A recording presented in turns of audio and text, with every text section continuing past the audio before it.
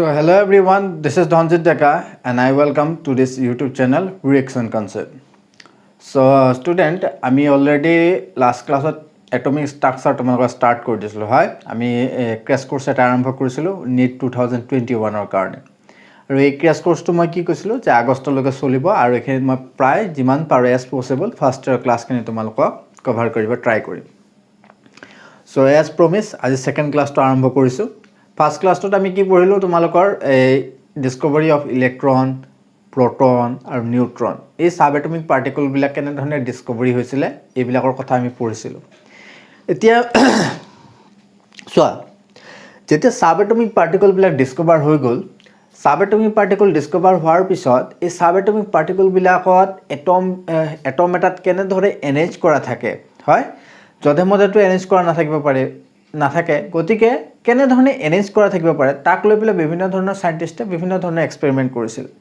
তে এক্সপেৰিমেন্ট কৰোতে তাৰে ভিতৰত দুটা মডেল খুব পপুলাৰ হয় এটা কয় ৰাদাৰফোৰ্ডৰ ৰেডিয়েশন মডেল আৰু এটা হৈছে কি তোমাৰ থমসমৰ এটমিক মডেল বুলি কয় Thomson atomic model and Rutherford atomic model so first one will discuss about the Thomson atomic model so আজি আমাৰ ক্লাছটোৰ টপিক কি হ'ব atomic models right the first one it is Thomson atomic model Thomson atomic model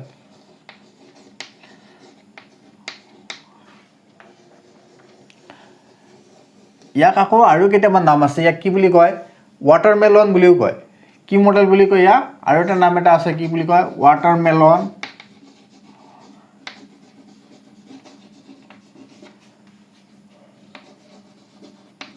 so এতিয়া সোয়া থমসমৰ যেটো atomic model দিছিলে এটো একেবাৰে প্ৰিলিমিনাৰী মডেল হয়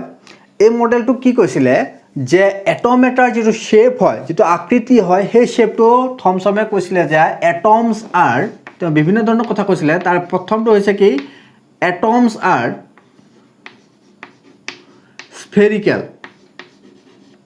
কেনেকুৱা বুলি কৈছিলে এটা spherical shape or spherical shape কেনেকুৱা ধৰণৰ এটম বিলাক বুলি কৈছে spherical shape মানে কি এটম এটা এনেকুৱা ধৰণৰ spherical shape হয় এটা আমি সাবএটমিক পাৰ্টিকল কি পাইছিলো যে ইলেক্ট্ৰন পাইছিলো যাৰ চাৰ্জ সদায় কি হৈ থাকে নেগেটিভ চাৰ্জ থাকে আৰু কি পাইছিলো আমি proton পাইছিলো protonৰ চাৰ্জ কি সদায় পজিটিভ হয় তাও কৈছিলে যে এটমৰ শেপটো স্ফেৰিকেল হয় আৰু এই স্ফেৰিকেল শেপত যে পজিটিভ চাৰ্জ থাকে এই পজিটিভ চাৰ্জ সমূহ কি হৈ থাকে ইউনিফৰ্ম হিচাপে ইয়াত কি হৈ থাকিব পজিটিভ চাৰ্জ সমূহ ইউনিফৰ্মলি কি হৈ থাকিব ডিস্ট্ৰিবিউটেড হৈ থাকিব সো তাও কি কৈছিলে atoms are spherical in shape where the positive charges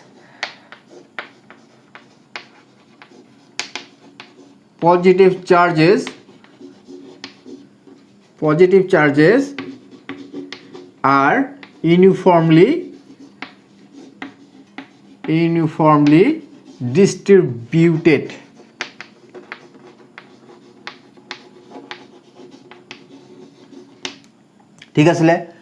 ঠিক আছে সো থমসমে কি কলে যে এটমৰ মডেল যেতিয়া কৈছিলে তে কলে কি এটমটো স্ফেৰিকেল শেপৰ হয় আৰু তাৰ যিবোৰ পজিটিভ চাৰ্জ থাকিব সেই পজিটিভ চাৰ্জটো গোটেই স্ফিয়াৰটোত কি হৈ থাকিব স্ফিয়াৰটো চাৰিফালে কি হৈ থাকিব তোমাৰ ইউনিফৰ্মলি ডিস্ট্ৰিবিউশন হৈ থাকিব এতিয়া আৰু তাতে কি আছে ইলেক্ট্ৰন আছে হয়নে সো এই থমসমে কলে যে যিবোৰ ইলেক্ট্ৰন আছে যিবোৰ নেগেটিভ চাৰ্জেস আছে সেই নেগেটিভ চাৰ্জসমূহ কি হ'ব এইবোৰ যে তোমাৰ কি আছে পজিটিভ চাৰ্জ আছে এই পজিটিভ চাৰ্জসমূহৰ মাজত কি হৈ থাকিব embedded হৈ থাকিব মানে কি এইবোৰ কি হৈ থাকিব ডিস্ট্ৰিবিউটেড হৈ থাকিব যাতে এনেকুৱা ধৰণৰ ডিস্ট্ৰিবিউশন হ'ব যাতে এই পজিটিভ চাৰ্জ আৰু নেগেটিভ চাৰ্জৰ মাজত যেটো ইলেক্ট্ৰোস্ট্যাটিক অ্যাট্ৰাকশন থাকিব কি থাকিব ইলেক্ট্ৰোস্ট্যাটিক অ্যাট্ৰাকশন যেটো থাকিব সেই ইলেক্ট্ৰোস্ট্যাটিক অ্যাট্ৰাকশনটো কি হ'ব এটা স্টেবল ইলেক্ট্ৰোস্ট্যাটিক অ্যাট্ৰাকশন হৈ থাকিব মানে কি বুজাইছে যাতে এইবোৰৰ মাজত যেতে ইলেক্ট্ৰোস্ট্যাটিক অ্যাট্ৰাকশন হ'ব অ্যাট্ৰাকশন হোৱাৰ ফলত এই গোটেই এটমটোৰ ষ্টেবিলিটি কি হ'ব ম্যাক্সিমাম ষ্টেবিলিটি হ'ব হয় মানে কি যধে মধে কি হৈ নাথাকে এইবোৰ ডিস্ট্ৰিবিউশন হৈ নাথাকে সো থমসনৰ সেকেন্ড যেটো মন্তব্য আছিল যেটো ৰিমাৰ্কস আছিল তেওঁ কি কৈছিলে the negative charges that is the electrons are embedded in between the protons so that the atom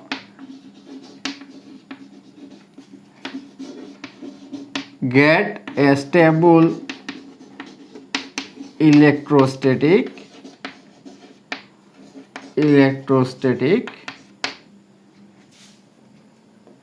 interactions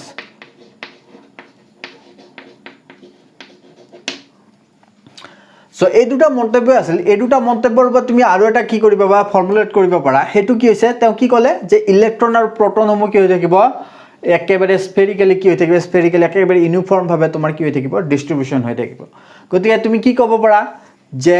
থমসনৰ atomic model মতে তুমি ক'ব পাৰা যে এটমৰ যেটো মাস হয় টোটাল যেটো মাস হয় সেই মাসটো কি হ'ব তোমাৰ ইউনিফৰ্মলি স্ফেৰিক্যাল শেপ এটাত ইউনিফৰ্মলি কি হৈ থাকিব ডিস্ট্ৰিবিউশন হৈ থাকিব সো এই দুটা মন্তব্য লিখিছিলে তেওঁ কৈছিলে গতিকে এই দুটা তোমালোকে লিখি ল'ব পাৰা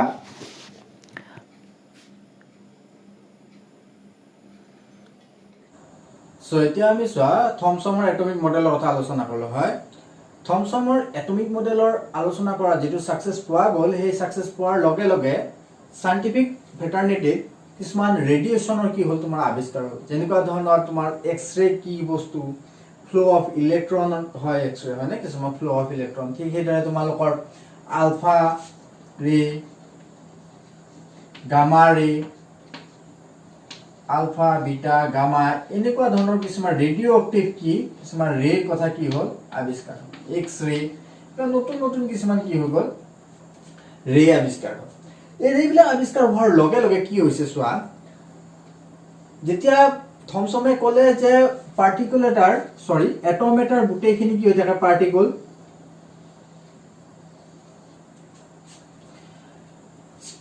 স্ফিয়াৰ এটা কি হৈ থাকে ইউনিফৰ্মলি ডিস্ট্ৰিবিউশন হৈ থাকে কিন্তু এই ৰে বিলাক ওলোৱাৰ লগে লগে বিভিন্ন ধৰণৰ সাইন্টিস্টে বিভিন্ন ধৰণৰ কি কৰিলে এক্সপেৰিমেন্ট কৰিছিল এই এক্সপেৰিমেন্টবোৰ কৰি চোৱাৰ লগে লগে কিছুমান ধৰণৰ যেটো থমসনে যেটো এটমিক মডেল দিছিলে সেই এটমিক মডেল সমূহৰ লগত কিছুমান যিবোৰ ৰিজাল্ট পোৱা গৈছিল সেই ৰিজাল্টবোৰ নিমিলা হ'ল মানে কি যে এটম এটাৰ চাৰিওফালে যিবোৰ পাৰ্টিকল থাকে সাব এটমিক পাৰ্টিকল থাকে সেইবোৰ ইউনিফৰ্মলি ডিস্ট্ৰিবিউটেড বুলি কৈছিলে কিন্তু সেই এক্সপেৰিমেন্ট বিলাকৰ মতে পালে যে এইবোৰ কি ইউনিফৰ্মলি ডিস্ট্ৰিবিউটেড নহয় মানে কি এই এক্সপেৰিমেন্টৰ যিবোৰ ৰিজাল্ট পাইছিলে সেই ৰিজাল্টবোৰ আমাৰ কি নহয় ৰিলায়েবল নহয় 100% ৰিলায়েবল নহয় সেই কাৰণে ৰাদাৰফৰ্ডে কি কৰিলে এটা এক্সপেৰিমেন্ট কৰিছিলে তেওঁ কিহৰ দ্বাৰা এক্সপেৰিমেন্ট কৰিলে তেওঁ আলফা ৰেড দ্বাৰা কিছুমান কি কৰিলে ৰেডিও এক্টিভ ৰেড দ্বাৰা কি কৰিলে এক্সপেৰিমেন্ট এটা কৰিলে তে এক্সপেৰিমেন্ট কেনে ধৰণে কৰিলে সোৱা এক্সপেৰিমেন্টৰ মই গুটে ইয়াতে তোমালোকক ডায়াগ্ৰামটো মই আঁকি দিছো এবিলাক লিখিব নালাগে যিখিনি লিখিব লাগে মই লিখাই দিম সো ৰাদাৰফৰ্ডে এটা কি কৰিছে সোৱা ভালদৰে সোৱা এইখিনি ৰাদাৰফৰ্ডে কি কৰিলে তো আলফা পাৰ্টিকুলাৰ এটা ৰেডিয়েশনৰ সোৰ্স এটা ললে ঠিক আছে সোৰ্স এটা লৈ পেলাই তেওঁ কি কৰিলে এটো লেড প্লেটৰ মাজেৰে যাতে শাৰ্প হয় যেটো একদম লেজাৰ শাৰ্প লাইট এটা কি কৰিলে তেওঁ পাস কৰাই লল পাস কৰাই পেলাই তেওঁ ইয়াতে এটা ইয়াতে এউ ফয়েল বুলি লিখিছো মানে কি এটো গোল ফয়েল মানে কি গোল ফয়েলটো একেবাৰে থিন পাতল একেবাৰে গোল্ডৰ একেবাৰে থিন পাতল এটা তেওঁ প্লেট বনালে সেই প্লেটটোক মাজত ৰাখি পেলাই আলফা পাৰ্টিকল বিলাক সেই গোল্ডৰ প্লেটৰ মাজেৰে যাব দিছে আৰু এইফালে তেওঁ এটা ফটোগ্ৰাফি প্লেট এটা ৰাখিছে যাতে আলফা পাৰ্টিকল বিলাক ইয়াত পৰি পেলাই কি কৰিব পাৰে এটো ইলুমিনেট হয় মানে কি হতে কিছুমান গ্লো দেখব পাৰে ইয়াৰ পৰা কিছুমান লাইট গ্লো হয় যাতে তেন সেই কাৰণে তেওঁ কি ৰাখিলে ইয়াতে ফটোগ্ৰাফি প্লেট এটা ৰাখিলে এই ফটোগ্ৰাফি প্লেটটো একো নহয় জিংক সালফাইড এটো এটা ফ্লোৰোসেন্ট মেটেৰিয়েল জিংক সালফাইডৰ এটা কি কৰিলে তেওঁ ফটোগ্ৰাফি প্লেট এটা ৰাখিছে সো এই এক্সপেৰিমেন্টটো তেওঁ যেতিয়া কৰিলে কৰা দেখা গল যে যেতিয়া আলফা পাৰ্টিকল এই আলফা পাৰ্টিকল বিলাক ৰেডিও এক্টিভ ৰে হয় ঠিক আছে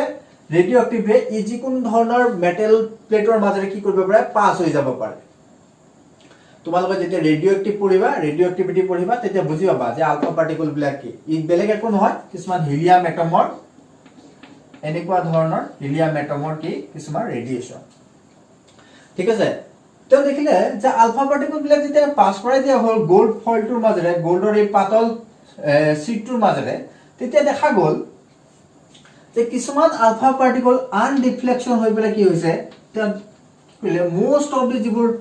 আলফা পাৰ্টিকল হে বেছিভাগ আলফা পাৰ্টিকল কি হৈ গল গোল্ড ফয়েলটোৰ মাজেৰে কি হৈছে পাৰ হৈ গৈছে পাৰ হৈ গৈ পেলাই ইয়াতে কি কৰিছে এই জিংক সালফাইডৰ ফটোগ্ৰাফি প্লেটত স্ট্ৰাইক কৰিছে স্ট্ৰাইক কৰাৰ ফলত ইয়াতে কি হৈছে কিছুমান লাইটৰ গ্লো দেখিব পোৱা গল সো তা প্ৰথম অবজাৰভেশনটো কি দেখিলে যিবোৰ ৰিজাল্ট পাইছিলে প্ৰথম ৰিজাল্টটো কি দেখিলে যে most of the alpha particle pass through the gold foil most of the alpha particle pass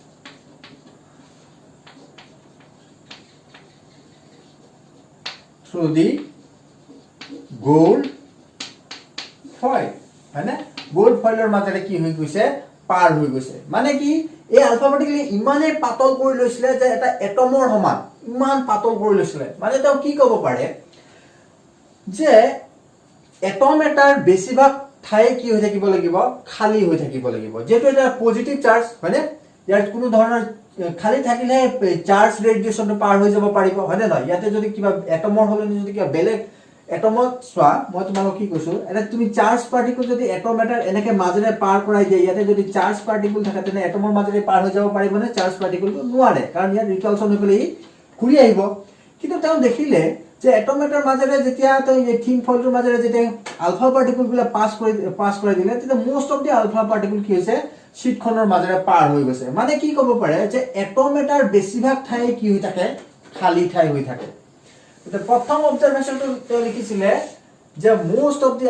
alpha particle pass through the AU foil মানে কি gold foil that is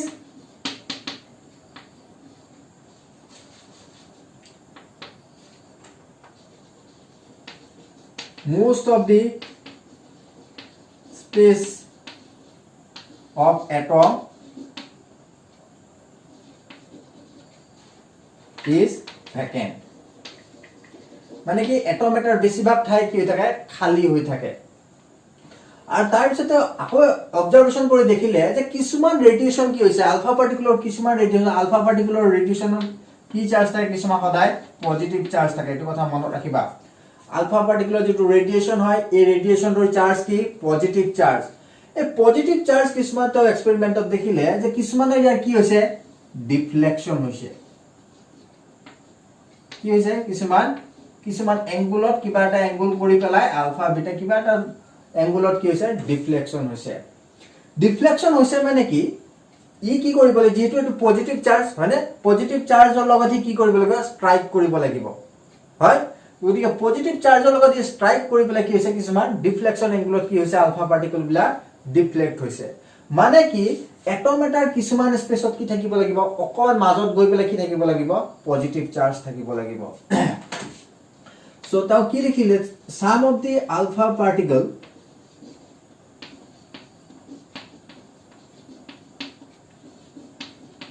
deflected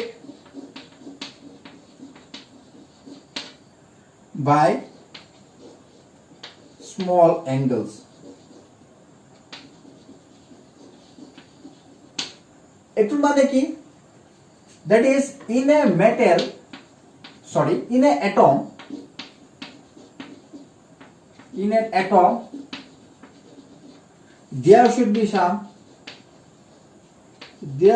some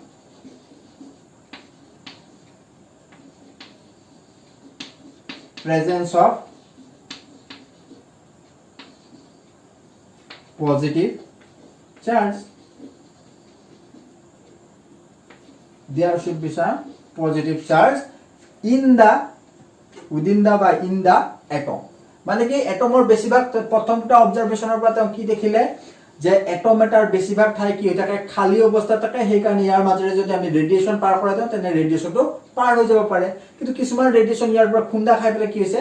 positive চাৰ্জৰ লগত খুন্দা খাই পেলাই ডিফ্লেকশ্যন হৈছে মানে কি এটম এটাৰ মাজত কিছুমান সৰু অংশত কি থাকিব পাৰে তোমাৰ পজিটিভ চাৰ্জ থাকিব পাৰে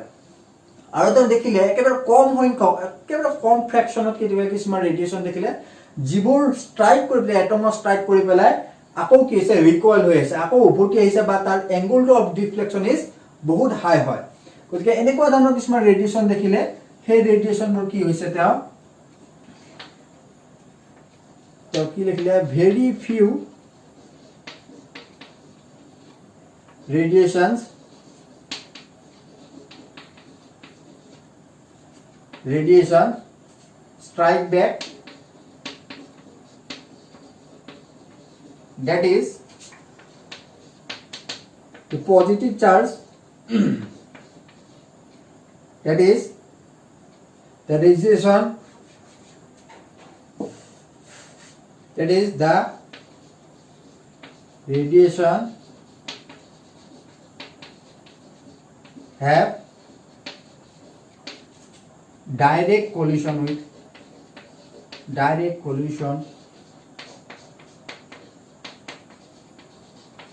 with the positive charge of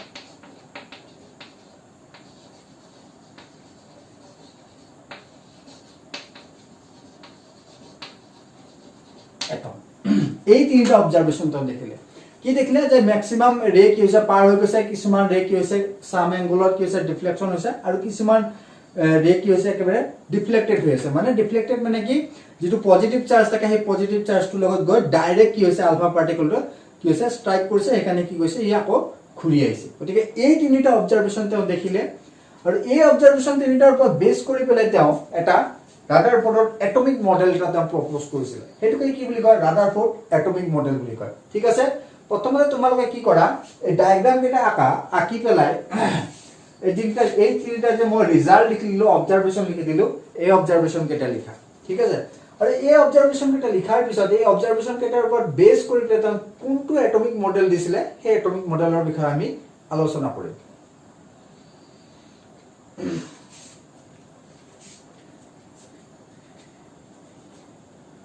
so এতিয়া তোমালোকৰ মই ৰাদাৰফোৰ্ডৰ এক্সপেৰিমেন্টৰ যেটা ৰিজাল্ট হয় সেই ৰিজাল্ট কেটাৰ বিষয়ে আলোচনা কৰিলো হয় তে ৰিজাল্টৰ পিছত মই তোমালোকক সেই ৰিজাল্ট কেটাৰ ওপৰত বেছ কৰি পেলাই ৰাদাৰফোৰ্ডে কেনেকুৱা ধৰণৰ এটমিক মডেল দিছিলে সেই এটমিক মডেলটোৰ বিষয়ে আমি আলোচনা কৰিম সো মই সেইকাৰণে হেডিং লগাইছো কি ৰাদাৰফোৰ্ডৰ এটমিক মডেল সো ৰাদাৰফোৰ্ডৰ এটমিক মডেল মতে তেওঁ প্ৰথমটো কি কৈছিলে যে যেটো এটম হয় সেই এটমটো কি কিছুমান পজিটিভ চাৰ্জৰ দ্বাৰা গঠিত বুলি কৈছিলে তেওঁ কি কৈছিলে The atom is তোমালোকে লিখি গৈ থাকা the atom is consist of a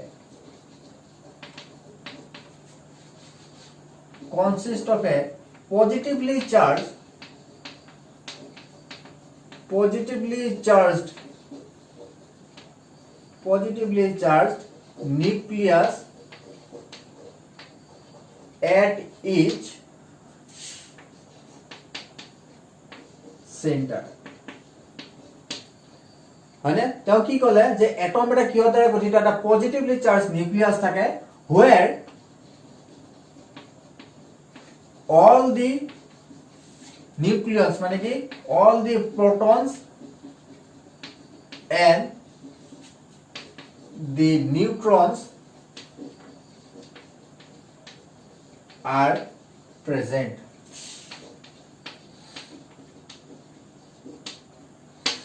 ঠিক আছে সো ৰাদাৰফোৰ্ডে কি কলে যে এটম এটাৰ তুমি যদি এটম এটা স্ফেৰিকেল তেও কৈছিলে যে এটমৰ সাইজটো কি স্ফেৰিকেল বুলি কৈছিলে তেও কি কলে এটম এটাৰ একে মাছ ভাগত কি থাকে এটা নিউক্লিয়াছ থাকে আৰু এই নিউক্লিয়াছতে তোমাৰ কি থাকিব প্ৰোটন আৰু নিউট্ৰন থাকিব যেটো নিউট্ৰনৰ কোনো ধৰণৰ চাৰ্জ নাথাকে আৰু প্ৰোটনৰ কিবা এটা পজিটিভ চাৰ্জ থাকে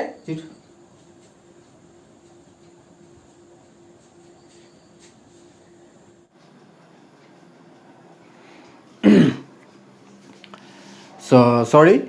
অলপমান সাউন্ড সিস্টেমৰ প্ৰবলেম এটা হলে সেইকাৰণে অলপ সময় বন্ধ কৰিব লগা হল এতিয়া চোৱা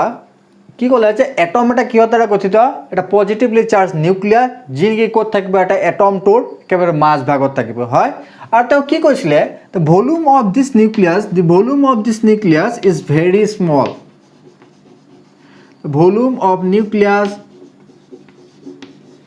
is very small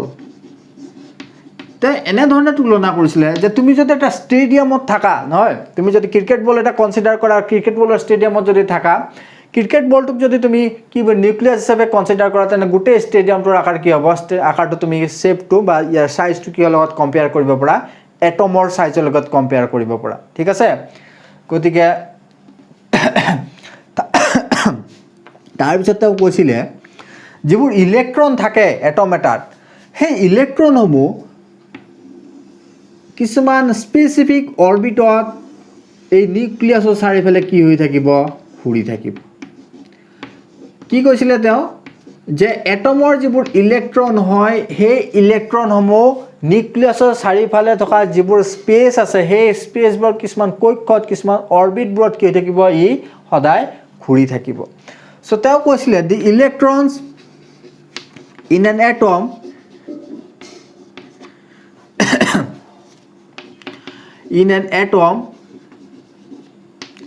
in an atom revolves around the nucleus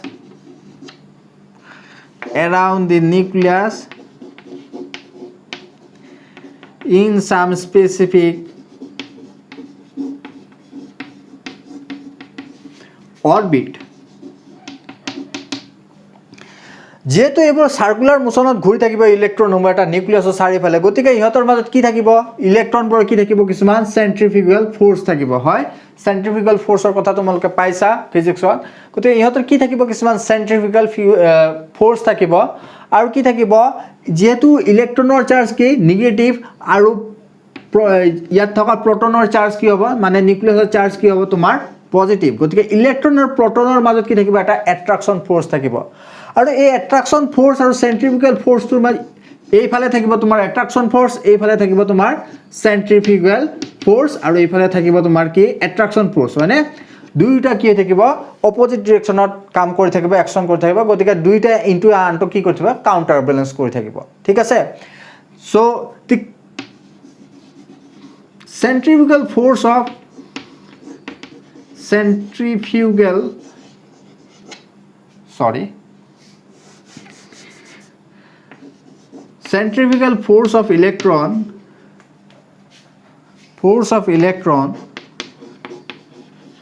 force of electrons is counterbalanced by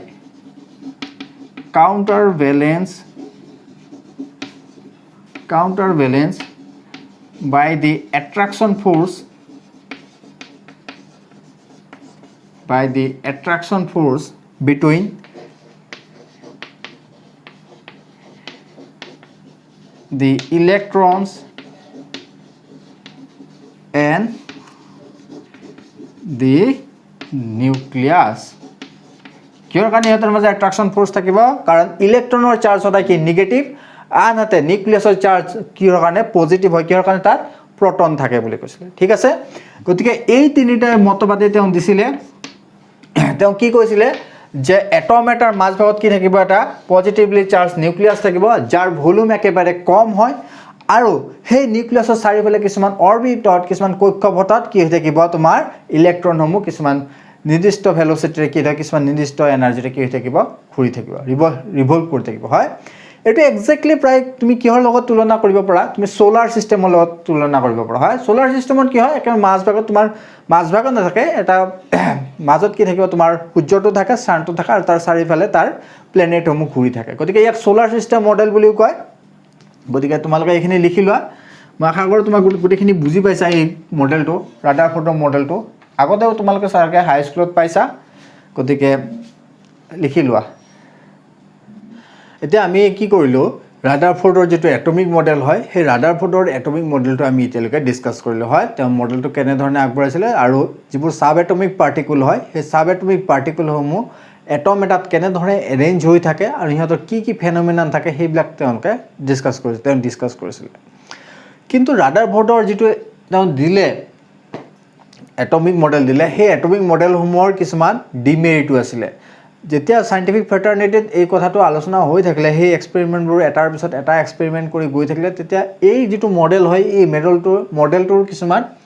drawback কিছুমান আহিছিলে এই ড্ৰবেকসমূহ আঁতৰ কৰিবৰ কাৰণে আৰু কিছুমান এক্সপেৰিমেণ্ট কৰিলে তাৰপিছত ৰাদাৰফৰ্ডৰ পিছত বৰ মডেল বুলি পেলাই আৰু এটা মডেল প্ৰপ'জ হৈছিলে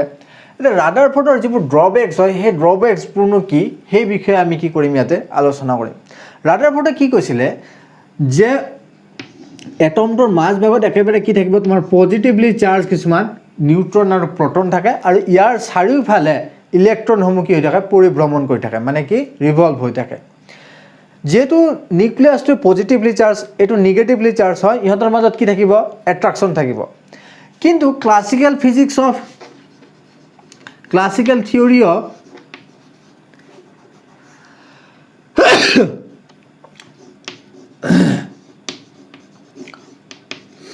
electromagnetic radiation classical theory of electromagnetic radiation itu eta theory eta ase ei theory tur mate koisile je electron to jetia nucleus sari phale jibo orbitot poribhramon korile ei ki koribo jetu eta charge particular influence or under ki korise poribhramon kori ase gotike iar pora ki hobo tomar energy release hobo ki release hobo boli kole energy release hobo continuously iar pora energy release hobo যেহেতু ইয়াৰ পৰা energy release হ'ব গতিকে ইলেক্ট্ৰনটো প্ৰতিটো টাৰ্ণতে ঘূৰি পেলাই কি হ'ব ই তলৰ টাৰ্ণটোলৈকে কি হ'ব তলৰ যিটো ইয়াৰ ভিতৰৰ ফালে যিটো টাৰ্ণ আছে সেই টাৰ্ণটোলৈকে শিফট হৈ যাব এনে ধৰণে ই কি কৰিব এনাৰ্জি যদি কন্টিনিউয়াছলি এনাৰ্জি ৰিলিজ কৰি গৈ থাকে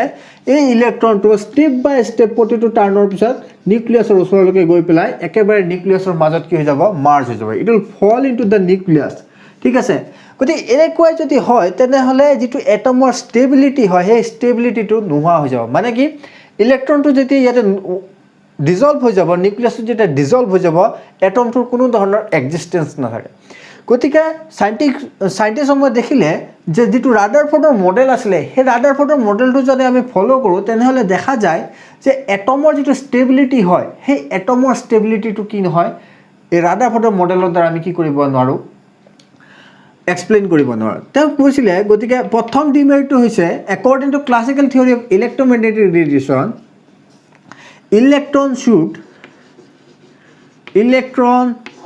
electron মানে কি negatively charged particle এটা negatively charged particle electron should lose energy in every turns প্ৰতিটো পাকতে কি কৰিব কিছুমান এনাৰ্জি লস কৰিব continuously under the when it revolves around the nucleus which is positively charged when it revolves around the nucleus and ultimately or finally boli dia and finally falls into the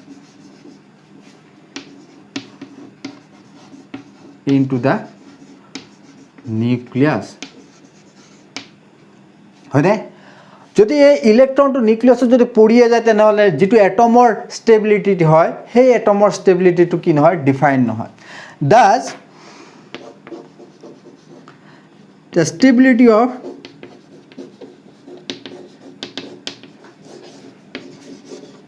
atom cannot be explained or defined by Rutherford atomic model হয় নে ৰাদাৰফৰ্ডৰ এই atomic মডেলটোৰ দ্বাৰা আমি কি কৰিব নোৱাৰোঁ যিটো এটমসমূহৰ stability হয় সেই এটমসমূহৰ ষ্টেবিলিটিটো আমি কি কৰিব নোৱাৰোঁ এক্সপ্লেইন কৰিব নোৱাৰোঁ গতিকে ইয়াৰ পিছত এই যিবোৰ ডিমেৰিট আছিলে এইটো এটা বহুত ডাঙৰ মাইলষ্টোন যদিও ইয়াৰ কিছুমান ড্ৰবেক আছে ইয়াৰ বেছিভাগ কথাই কি হয় এটমিক মডেলটোৰ বেছিভাগ কথা কি হৈছিলে একচেপ্টেঞ্চ আছিলে চাইণ্টিফিক ফ্ৰেটাৰ্নিটিত গতিকে যিবোৰ ড্ৰবেকছ আছিলে সেই ড্ৰবেকছবোৰ আঁতৰ কৰিবৰ কাৰণে ইয়াৰ পিছত আৰু এজন চাইণ্টিষ্ট আহিলে তেওঁৰ নাম কি নিলছ ব'ৰ্ডে আকৌ কি কৰিছিলে আৰু এটা মডেল তেওঁ প্ৰপ'জ কৰিছিলে সেই মডেলটো আমি ইয়াৰ পিছত পঢ়িম বাৰু গতিকে আজি আমি এইখিনিলৈকে সামৰিছোঁ ৰাদাৰফৰ্ডৰ মডেললৈকে সামৰিছোঁ ইয়াৰ পিছত তোমালোকৰ বোৰ মডেলৰ কথা হাইড্ৰজেন স্পেক্ট্ৰামৰ কথা এইবিলাক কথা আমি আলোচনা কৰিম ঠিক আছে গতিকে মই আশা কৰোঁ তোমালোকে এই যি দুটা মডেল মই তোমালোকক পঢ়োৱালোঁ আজি প্ৰথমটো কি থমছন মডেল আৰু এটা কি ৰাদাৰফৰ্ড মডেল ৰাদাৰফৰ্ডৰ মডেলটো কেতিয়াবা এক্সপ্লেইন কৰিব আহিব তেওঁৰ আউটকামসমূহ ড্ৰবেকছসমূহ এইবিলাক কিছুমান সৰু সুৰা প্ৰশ্ন লিখিব আহে ঠিক আছে গোটেই বৰ্ডত আহে আৰু কেতিয়াবা হয়তো তোমাৰ এণ্ট্ৰেন্সতো ইয়াৰ পৰা সৰু এটা দুটা কিবা ক্ৰিটিকেল প্ৰশ্ন সুধি দিব পাৰে মানে কিহৰ কাৰণে ষ্টেবিলিটিটো নাথাকে কোনটো থিয়ৰিৰ পৰা নাথাকে কোনটো থিয়ৰিৰ পৰা কৈছিলে এইবিলাক কথা তোমালোকক সুধি দিব পাৰে গতিকে তোমালোকে অলপ ভালদৰে পঢ়িবা কিতাপত দুই এবাৰ ৰিডিং মাৰি চাবা কিন্তু এটা কথা সঁচা দেই এই দুটা টপিকৰ পৰা থমছনৰ মডেলৰ পৰা আৰু ৰাদাৰফৰ্ডৰ মডেলৰ পৰা তোমালোকৰ বৰ্ডত যে কুৱেশ্যন থাকিবই সেইটো ফিক্স ঠিক আছে গতিকে আজিলৈকে এইখিনিতে এৰিছোঁ আশা কৰোঁ তোমালোকে ভিডিঅ'টো বুজি পাইছা যদি কিবা বুজি পোৱা নাই তেনেহ'লে কমেণ্ট ছেকশ্যনত আহিবা কমেণ্ট ছেকশ্যনত আহি পেলাই তোমালোকে কমেণ্ট দি পেলাই সুধিব পাৰিবা প্ৰশ্ন যিকোনো ধৰণৰ প্ৰশ্ন তোমালোকে সুধিব পাৰিবা আৰু তোমালোকৰ মোৰ যিবোৰ ছ'চিয়েল মিডিয়া হেণ্ডেল আছে ফেচবুক ইনষ্টাগ্ৰাম টুইটাৰ যিবিলাক আছে সেই গোটেইবোৰ মই ডেছক্ৰিপশ্যন বক্সত দি দিম তাতে আহি পেলাই তুমি মোক কুৱেশ্যন কৰিব পাৰা ঠিক আছে আজিলৈকে এৰিছোঁ see you in the next class thank U